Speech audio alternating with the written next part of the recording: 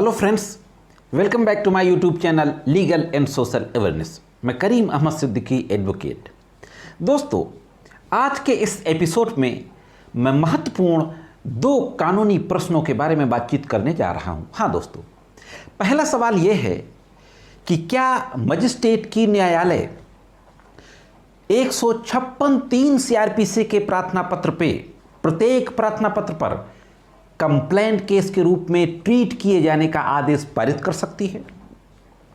दूसरा प्रश्न यह है कि क्या प्रथम सूचना रिपोर्ट दर्ज होने से पहले, हाँ दोस्तों, फर्स्ट इंफॉर्मेशन रिपोर्ट रजिस्टर्ड होने से पहले क्या प्रिलिमिनरी इंक्वायरी करना जरूरी होता है?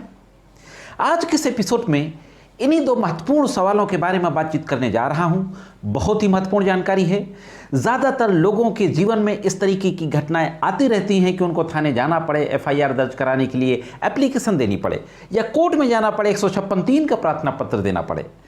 तो इन दोनों सवालों को जानना बहुत ज़रूरी है। तो साथियों, जुड़े रहे आखिरी तक, देखते हैं कि इस संबंध में क्या कुछ महत्वपूर्ण जानकारी है। दोस्तों, इससे पहले कि मैं इन दोनों लीगल क्वेश्चंस के बारे में बातचीत करूं, जैसा कि हम जानते हैं कि दो तरीके के अपराध होते हैं। मैंने इससे पहले भी वीडियोस में बात बताई है, कॉग्निजेबल और नॉन कॉग्निजेबल। जब कहीं पर कॉग्निजेबल ऑफेंस किसी व्यक्ति के द्वारा कमिट किया जाता है तो सेक्शन 154 सीआरपीसी के तहत एफआईआर दर्ज होती है, यानी फर्स्ट इंफॉर्मेशन रिपोर्ट रजिस्टर्ड की जाती है सेक्शन 154 सीआरपीसी के तहत। मैंने 154 सीआरपीसी के बारे में भी एक डिटेल वीडियो बनाया था, आई बटन में और डिस्क्रिप्शन में उसका लिंक दे दूंगा, आप डिटेल में उसको देख सकते हैं। जब पुलिस रिपोर्ट दर्ज नहीं करती तो फिर मजिस्ट्रेट की न्यायालय में 156(3) की एप्लीकेशन दी जाती है और यह प्रेयर की जाती है कि थानाध्यक्ष को आदेश किया जाए कि इस मामले में इन्वेस्टिगेशन करे, और इन्वेस्टिगेशन से पहले एफआईआर को रजिस्टर्ड करना होता है। अब आती है पहले सवाल की बात कि क्या मजिस्ट्रेट 156(3) के प्रत्येक प्रार्थना पत्र को कंप्लेंट के रूप में, यानी परवाद के रूप में दर्ज किए जाने का आदेश पारित कर सकता है? इस संबंध में दोस्तों एक महत्वपूर्ण केसला है। हालांकि जो केसला है वो दोनों ही सवालों से संबंधित है, ये सवाल प्लस इसके बाद जो प्रिलिमिनरी इंक्वायरी वाला सवाल आएगा। एक केसला है ऑनरेबल इलाहाबाद हाई कोर्ट का अतुल पांडे उर्फ प्रणव प्रज्ञम पांडे बनाम स्टेट ऑफ यूपी। इसमें जजमेंट हुआ था 8 सितंबर 2021 को, क्रिमिनल रिवीजन नंबर 1786/2021। इस मामले में 156(3) दाखिल की गई कोर्ट में 156(3) को कंप्लेंट के रूप में दर्ज किए जाने का आदेश पारित कर दिया गया मजिस्ट्रेट के द्वारा। इसके बाद इसका रिवीजन किया गया सेशन में, सेशन कोर्ट से रिवीजन खारिज हो गया तो उस आदेश के विरुद्ध ऑनरेबल हाई कोर्ट में भी क्रिमिनल रिवीजन दाखिल किया गया, जिसका नंबर मैंने अभी आपको बताया। ऑनरेबल हाई कोर्ट ने कहा कि निश्चित रूप से मजिस्ट्रेट को यह पावर है कि 156(3) के प्रार्थना पत्र को कंप्लेंट के रूप में ट्रीट करे, लेकिन क्या प्रत्येक प्रार्थना पत्र को ट्रीट कर सकते हैं? इस मामले के जो फैक्ट थे, ये फोर्जरी का मामला था। ऑनरेबल इलाहाबाद हाई कोर्ट के द्वारा यह कहा गया कि यह फोर्जरी का मामला था और फोर्जरी के मामले में तो इन्वेस्टिगेशन की ज़रूरत होती है और इन्वेस्टिगेशन पुलिस करती है। इन्वेस्टिगेशन करने के लिए एफआईआर को रजिस्टर्ड करना जरूरी होता है।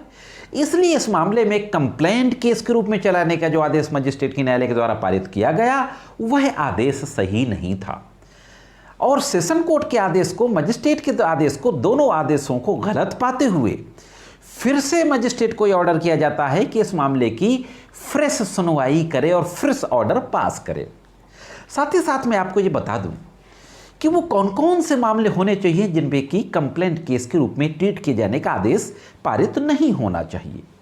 जहां कहीं पर पुलिस का इन्वेस्टिगेशन रिक्वायर्ड है, कोई चीज़ रिकवर करनी है, लूट का मामला है, चोरी का मामला है, फोर्जरी का मामला है, किसी चीज़ को बरामद करने का मामला है, ऐसे अगर मामले आते हैं कॉग्निजेबल ऑफेंस, तो ऐसे मामले में 156(3) का अगर प्रार्थना पत्र न्यायालय में आता है तो फर्स्ट इंफॉर्मेशन रिपोर्ट यानी एफआईआर का ऑर्डर करना चाहिए, इन्वेस्टिगेशन का ऑर्डर करना चाहिए, जिससे कि मामले में तमाम चीज़ों का पता लगाया जा सके। यानी किसी भी क्रिमिनल केस में जहां पर पुलिस के द्वारा इन्वेस्टिगेशन ज़रूरी है, कोई भी काम जो पुलिस के द्वारा करना है, कोई चीज़ विधि विज्ञान प्रयोगशाला भेजना है, कोई ऐसा मामला है जिसको सिग्नेचर एक्सपर्ट के पास भेजना है, ये तमाम चीज़ें जिसको पुलिस के द्वारा इन्वेस्टिगेशन के समय करना चाहिए था, ऐसे मामलों में एफआईआर का आदेश पारित करना चाहिए। अब दूसरा जो सवाल था कि क्या प्रथम सूचना रिपोर्ट दर्ज करने से पहले प्राथमिक जांच जरूरी होती है, प्रिलिमिनरी इंक्वायरी? हाँ दोस्तों, इसी केस में जो मैंने बताया Atul Pandey state of UP, इसी केस में ऑनरेबल इलाहाबाद हाई कोर्ट के द्वारा इस बात पर भी चर्चा की गई और फाइनली ये कहा गया कि करीब 5 कैटेगरी के केसेस ऐसे हैं जिनमें प्रिलिमिनरी इंक्वायरी का आदेश पारित किया जाना चाहिए एफआईआर को दर्ज करने से पहले। अगर मजिस्ट्रेट के समक्ष 156 दिन का प्रार्थना पत्र जाता है तो मजिस्ट्रेट उसमें प्राथमिक जांच का आदेश पारित कर सकता है। अब वो कैटेगरी कौन कौन सी हैं जिन पे प्रिलिमिनरी इंक्वायरी होना चाहिए? पहली चीज, family dispute, matrimonial disputes, husband wife के बीच में जो झगड़े होते हैं, इन मामलों में प्राथमिक जांच की जा सकती है। दूसरी कैटेगरी, कमर्शियल ऑफेंसेस, जो लेन देन से संबंधित, फोर्जरी से संबंधित, इकोनॉमिक ऑफेंसेस, व्यापार से संबंधित जो अपराध हैं, इनके लिए भी प्राथमिक जांच का आदेश पारित किया जाना चाहिए। तीसरा, मेडिकल नेग्लिजेंस के जो केसेस होते हैं, किसी डॉक्टर के खिलाफ लापरवाही का मामला है, तो भी इसमें प्रिलिमिनरी इंक्वायरी का आदेश किया जा सकता है।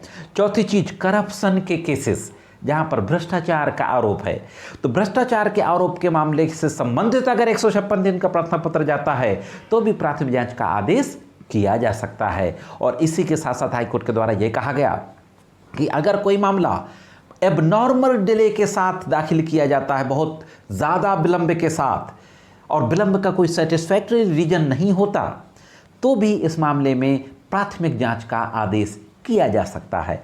और प्राथमिक जांच की समय सीमा को भी हाई कोर्ट ने इसमें बाउंड कर दिया, डिस्क्लोज कर दिया कि टाइम बाउंड होगी जो प्राथमिक जांच होगी, और बाकायदे जीडी में इसकी एंट्री होगी। अगर थाने के द्वारा, थाने में कोई एप्लीकेशन दी गई है, पुलिस कर रही है, तो भी प्राइमरी जांच होगी। 156(3) की एप्लीकेशन दी गई है तो भी मजिस्ट्रेट प्राइमरी जांच का आदेश करा सकता है। और अगर पुलिस के द्वारा प्राइमरी जांच की जा रही है किसी एप्लीकेशन पर जो इन कैटेगरी के ऑफेंसेस से रिलेटेड है, तो उसकी जीडी में एंट्री की जाएगी। और इस प्राइमरी जांच का जो मैक्सिमम टाइम होगा वो 7 दिनों का होगा दोस्तों, 7 डेज, 7 दिन के अंदर इस प्राथमिक जांच को पूरा करना होगा।